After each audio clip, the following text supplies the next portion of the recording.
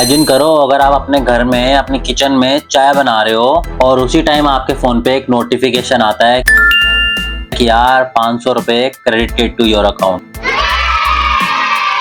सोचिए कैसा लगेगा अगर आप घर बैठे बैठे अपने कंफर्ट जोन में ही पैसा कमा रहे हो और सिर्फ कमा नहीं रहे हो, उसे मैनेज भी कर रहे हो। ओह गॉड, एक बार दिला दे। आज इस वीडियो में हम ऐसे टॉपिक पे बात करेंगे जो आपके लिए लाइफ चेंजिंग हो सकता है। जितने भी हाउस वुमेन्स हैं, हाउस वाइफ्स हैं, उनके लिए ये टॉपिक है related to personal finance plus घर बैठे बैठे इनकम सोर्सेज के स्मार्ट आइडियाज पे। मतलब कि कंप्लीट कॉम्बो है अर्निंग करने का, सेविंग्स करने का और उसे इन्वेस्ट भी करने का। तो चलिए अपनी फाइनेंशियल फ्रीडम जर्नी को शुरू करते हैं। अब हर घर की क्वीन बनेगी मनी क्वीन। Let's start. और यार सबसे पहले हमेशा बात को याद रखिए कि यार घर संभालना एक जॉब नहीं है, एक फुल टाइम मैनेजमेंट रोल है। और ये भी बात सच है, अगर आप घर मैनेज कर सकते हो तो पैसा भी आराम से मैनेज कर सकते हो। फाइनेंशियल इंडिपेंडेंस का मतलब सिर्फ पैसा कमाना नहीं होता, बल्कि अपने डिसीजन लेने की फाइनेंशियल फ्रीडम होना है। फिर चाहे वो खर्चे का हो, सेविंग्स का हो या फिर वो इन्वेस्टमेंट का ही क्यों ना हो। आज भी ऑल नो कि यार ये डिजिटल जमाना है और अर्निंग के इतने सारे ऑप्शंस आपको मोबाइल पे ही मिल जाते हैं। तो चलिए ऐसे 10 जेन्युइन तरीकों के बारे में बात कर लेते हैं जिससे कि आप घर बैठे बैठे स्मार्ट अर्निंग कर सकते हैं। तो यहाँ पर सबसे पहला तरीका आ जाता है कि अगर आपको कुकिंग करना पसंद है, बेकिंग करना पसंद है, तो आप इसे अपने प्रोफेशन में तब्दील कर सकते हो। यानी कि मार्केट में कई तरीके की टिफिन सर्विसेज हैं जो आप दे सकते हो। कई सारी जगह पे जहाँ पर हॉस्टल्स हैं, जहाँ पर कॉर्पोरेट वर्ल्ड सेटअप हो रखा है, वहाँ कई सारे एम्प्लॉइज होते हैं, कई सारे स्टूडेंट्स रहते हैं जो अपना घर छोड़कर पढ़ाई और कमाई दोनों के लिए आए होते हैं। और इवन कई सारे हाउस होल्ड्स इतना ज्यादा बिजी हैं पैसा कमाने में कि उनके पास खाना बनाने के लिए और उसे प्रिपेयर करने के लिए टाइम ही नहीं है। तो आप ऐसी अपॉर्चुनिटीज को यूज कर सकते हो, क्योंकि यार उन सबका मन ही यही करता है कि यार जो खाना वो खाएंगे at the end of the day वो होम कुक्ड हो, घर का स्वाद। और ये आपसे बढ़िया और कोई कर ही नहीं सकता। और धीरे धीरे जब आप ये स्टार्ट करोगे तो 10 से 20 हजार तक तो आप आराम से घर बैठे बैठे इसे कमा सकते हो। और इसी के साथ अगर मैं आपको बोनस टिप दूं ना, तो आप अपने प्रॉफिट्स जो आएंगे उसमें से 20%, हाँ सिर्फ 20% को अलग रखो और उसे एज अ इमरजेंसी फंड्स में सेव कर लेना। ये है फर्स्ट स्टेप आपके पर्सनल फाइनेंस को मेंटेन करने का। अब सेकंड आ जाता है कि यार ऑनलाइन ट्यूशंस एंड टीचिंग। यार एजुकेशन ना हमेशा से एक ऐसी फील्ड रही है जो बहुत ही डिमांडिंग है। अगर आपको लगता है आप किसी भी सब्जेक्ट को लेके बहुत ही ज्यादा एक्सपर्ट हो, चाहे वो मैथ्स हो, इंग्लिश हो, हिंदी हो, म्यूजिक हो या कोई टैलेंट ही हो जैसे डांस, तो कई सारे ऐसे प्लेटफॉर्म्स हैं जैसे कि वेदांतु हो गया, टेकमिंट हो गया, सुपर प्रूफ हो गया, जहां पर आप अपनी टीचिंग लाइफ स्टार्ट कर सकते हो। और जो भी आप छोटा मोटा अर्न करोगे उसको स्टार्टिंग में अपनी नॉलेज को एनहांस करने में इन्वेस्ट कर लेना, और इसे हम कहते हैं अपस्किलिंग। और इवन आपको कई सारे तो फ्री ऑनलाइन कोर्सेज भी मिल जाएंगे। Even you can learn from the YouTube videos. और थर्ड यहाँ पर आ जाता है आपका यूट्यूब चैनल और इंस्टाग्राम पेज। इसका सीधा सीधा मतलब है अगर आप यूट्यूब पे हो या फिर इंस्टाग्राम पे हो जाओगे तो आप अपना पैशन जो है उसे वहां पर शेयर कर पाओगे। लेट्स से कि आप कुकिंग का पैशन है, या आप अपनी पेरेंटिंग दिखा सकते हो, या फिर कुछ भी रिलेटेड टू मोटिवेशनल स्टफ। जैसे जैसे आप अपनी कंसिस्टेंसी पे फोकस करोगे, अपनी क्रिएटिविटी को बढ़ाते जाओगे,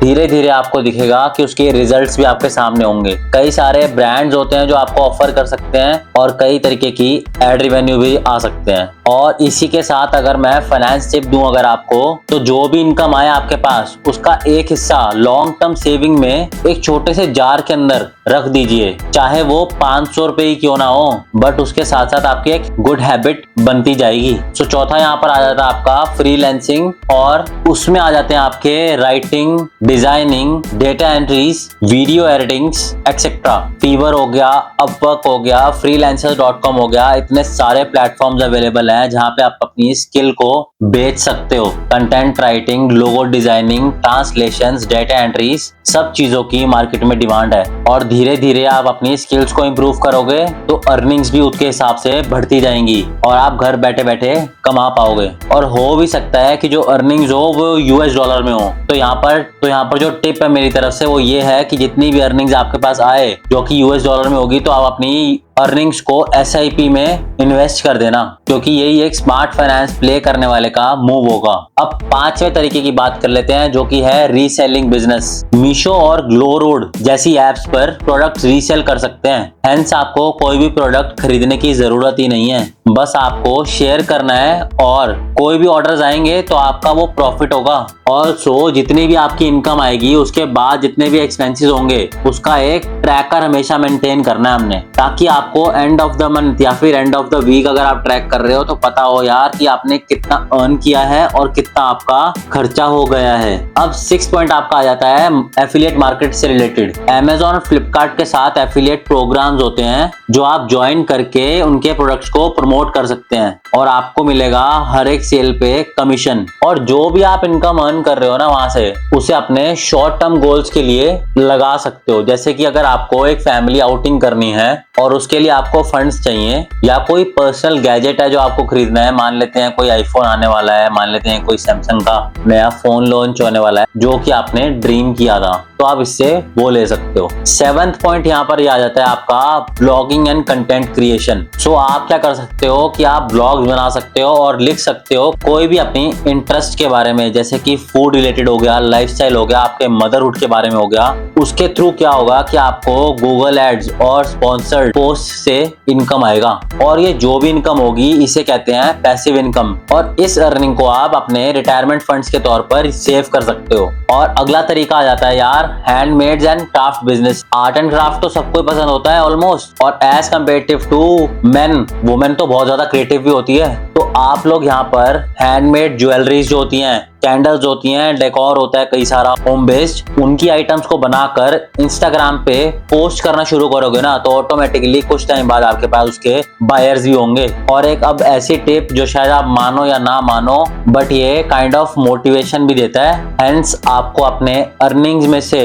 10% डोनेशन फंड में सेपरेट कर देना चाहिए, and then it's up to you कि आप इसका कैसे यूज करते हो। अब 9th पॉइंट पे आ जाते हैं यार, ऑनलाइन कंसल्टेंसी और कोचिंग क्लासेस भी दे सकते हो। और अगर आप कंसल्टेंसी में स्टार्ट भी कर रहे हो तो यार कई सारी ऐसी चीज होंगी जो आपको ऑलरेडी आती होंगी, जैसे कि डाइट मेंटेन करना, आप किसी पैशन को ऑलरेडी फॉलो कर रहे होगे, किसी स्पोर्ट्स को फॉलो कर रहे होगे, लेट्स से कि आपको योगा आती है, आपको पेरेंटिंग आती है, और ये भी हो सकता है कि आपको यार रिलेशनशिप एडवाइसेस देना वो एकदम अच्छे से आता हो, आप उसमें एक्सपर्ट हो, तो आप शुरू कर सकते हो जूम पे पेड कंसल्टेंसीज। उससे भी आपको अर्निंग्स अच्छी खासी हो सकती हैं। और यहाँ पर मेरी तरफ से टिप ये है यार, जो भी आपको अर्निंग्स होंगी उसको आप एक हेल्थ इंश्योरेंस प्लान में जरूर लगाओ, क्योंकि अपना और फैमिली का प्रोटेक्शन भी यार एक पर्सनल फाइनेंस की तरह होता है, तो इसको कभी इग्नोर नहीं करना। Keep that always in mind. अब 10वां और लास्ट पॉइंट आ जाता है वॉइस ओवर और वर्चुअल असिस्टेंट। अगर आपको लगता है कि आपकी वॉइस बहुत अच्छी है तो आप वॉइस ओवर का ट्राई कर सकते हो। कई सारी कंपनीज हैं जो आपको हायर कर सकती हैं